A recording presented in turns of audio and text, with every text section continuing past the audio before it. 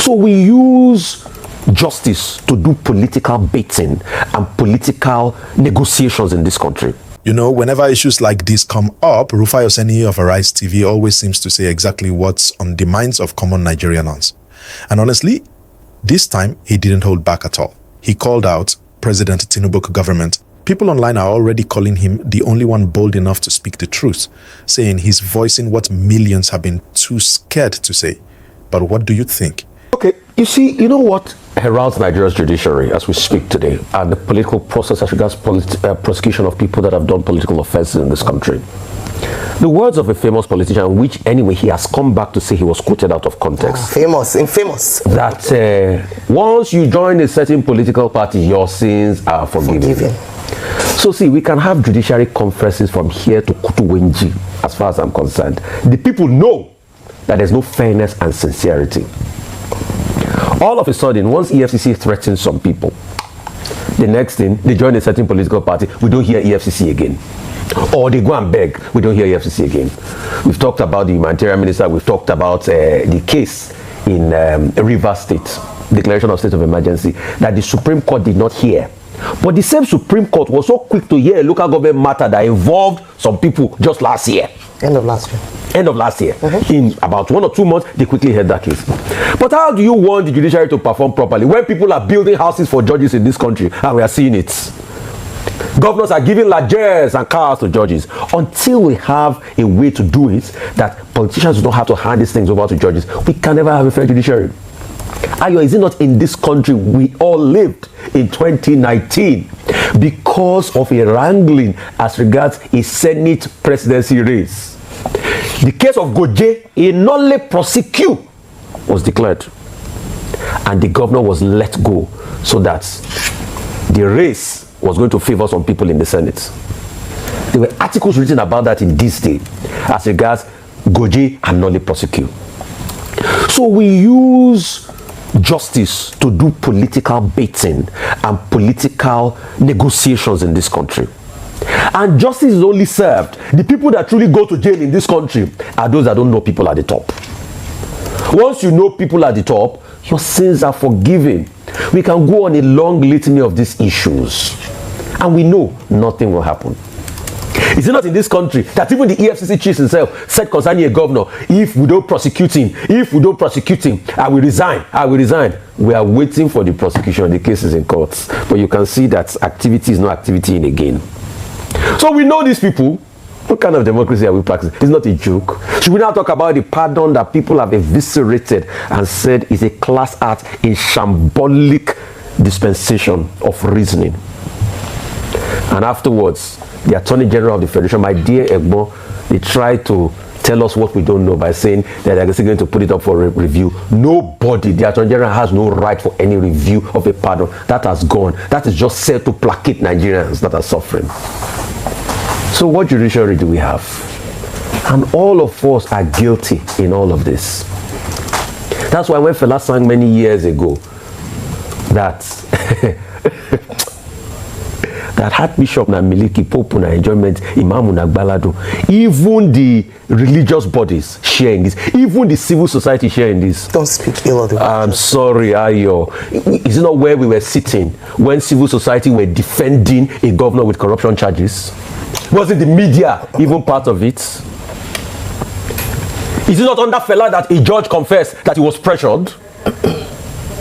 That he did nothing wrong? Is it not under, during Fela's case, that a judge confirmed that he was pressured? So what country do we live in? We live in a joke. And that's why they will stifle voices. The same people that was easy for them to protest against Jonathan, protest against the military, they will stifle the voice of protest. That's why ordinary flour is not scaring them. You carried flour to honor people. Some people were pushing the flour away. It speaks volumes of the democracy we practice. That's why till today, a protest happened. Mr. Bayo Ononuga was saying that a lawyer does not have the rights, that the NBA should look at it. It's in a case in court. But when the likes of them, Ganifa Wemi, were on the streets, and you supported them. So the question we ask is, what changed? How democracy are we running? What democracy are we running? If it favors us, we scream. People are talking about Nnamdi Kanu not because I support everything he did, but we are calling for fairness because in the same country we are so seeing how he's so quick to pardon bandits and criminals. In fact, they even sue Ashoebi for them under something called Operation Suluhu, where they say they want to rehabilitate them. Aren't we seeing it in this country? Is it not same in this country? And people are saying that we are misplaced when we are talking about. I'm not just talking about Nnamdi Kanu. The Court of Appeal had ruled. In fact, in the case they took to the Supreme Court, it was 4-1. There was one dissenting. Ogunwumiju dissented that leave this man and let him be. So I'm not just talking. But is it not in the same country that we are pardoning bandits? Jailbreak is happening. Prisoners are leaving.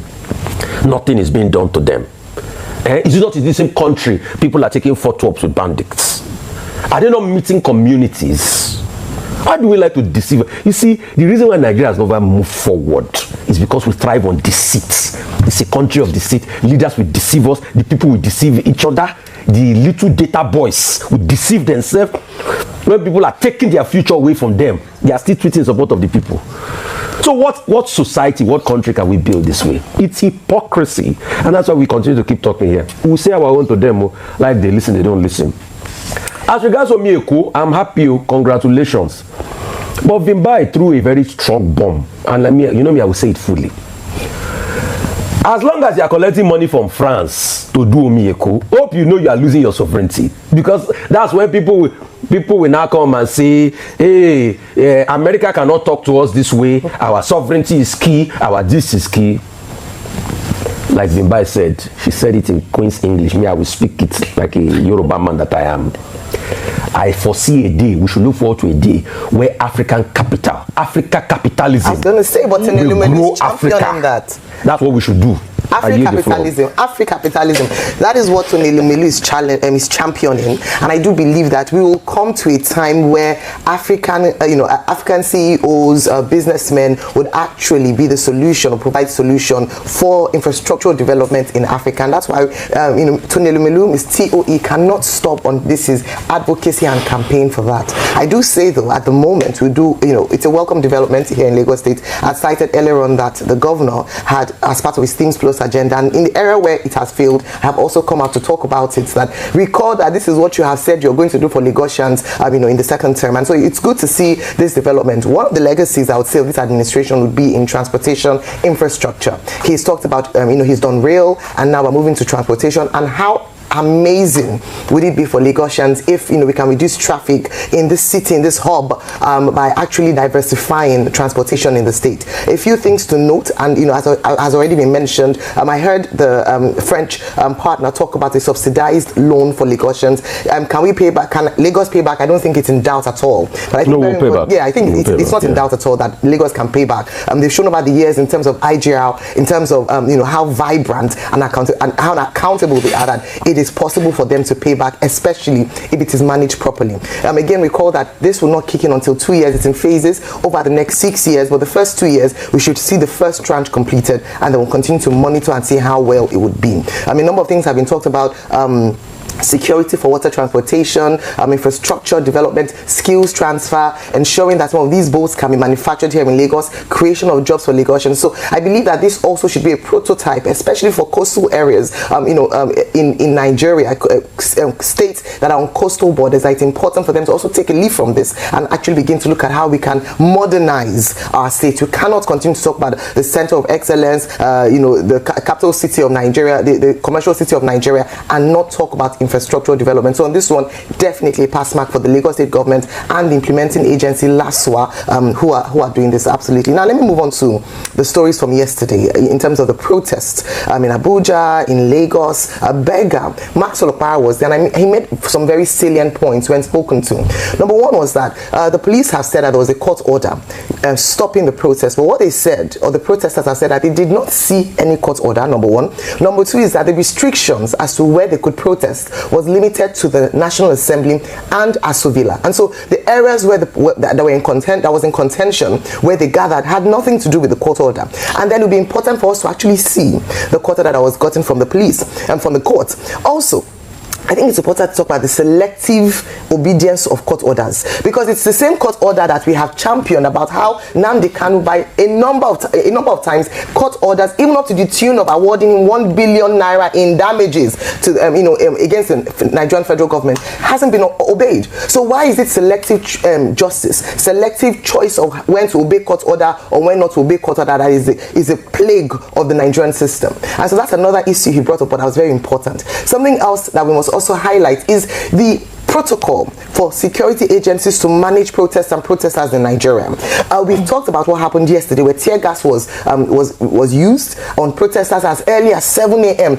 Unarmed protesters, I must mention, where live bullets were shot at, whether in the air or anywhere, at protesters. What is this thing about dissenting voices and silencing dissenting voices under this administration? I say this because whether it be via protest or via even political parties, it is the silencing of any voice that opposes or dissents or is dissenting to the main party or to the government in power, and that does not augur well for democracy. We cannot have a democracy where it is only sycophancy that is the order of the day, and sycophants are the ones who have the ears of government. It does not augur well for democracy, and no administration can thrive on that. The successes you record will only last for a moment, but the results will not show, and that's why we keep talking about the government of propaganda, where we are making announcements that seem positive but has no effect or obvious effect on the lives of the people. And so back to what happened yesterday at Lagos Toll Gate with Madam Olekun, and talking about this resistance to opposition voices, or this resistance for citizens to exercise their rights, whether it be to free association, movement, or just expressing an emotional moment based on what happened 5 years ago. And so she went to the toll gate, and according to her report, and I believe that FM is going to be taking this on world, maybe I'll take over that in more detail.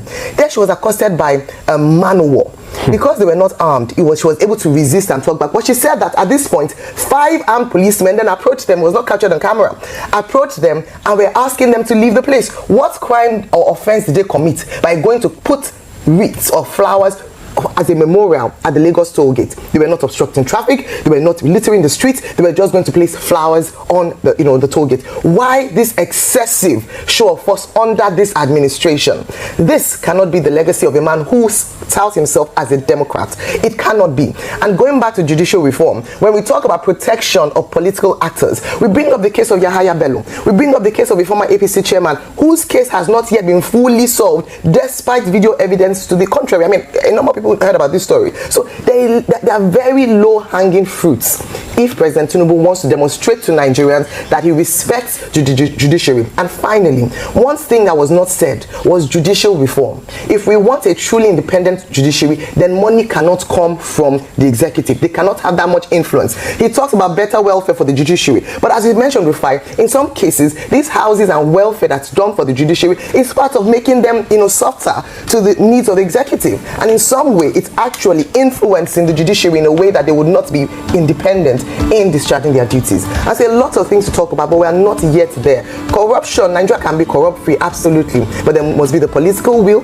and the demonstration through policies that demonstrates that Nigeria should and can be corruption-free.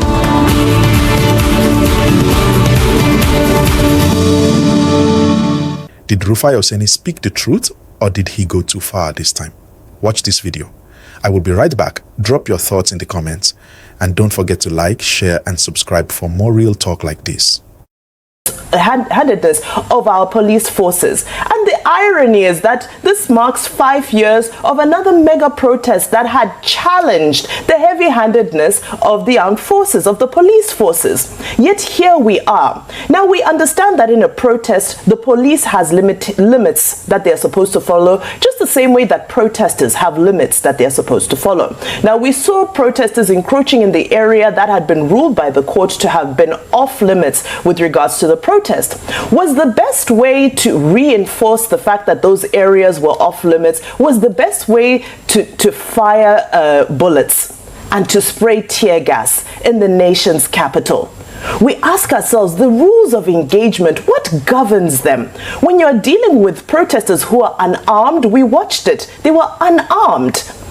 and they're now having to run for their lives, even though they're engaging in a peaceful protest. And I know the police have spoken and they've said that, well, they were encroaching in an area that was off limits, but we now say that, was that the correct use of force in that instance? Other instances here in Lagos State, we saw Yemi Ademolakum laying flowers at the toll gate. We ask ourselves, what are the laws around memorializing places? Yes, Lagos State does have the Lagos State traffic law of 2018, I believe, and there's the sanitation laws as well, which say that in some instances you can be stopped from, you know, wanting to lay something in a busy road. But again, how was it handled? If there was an instruction that it was illegal for memorials, any memorial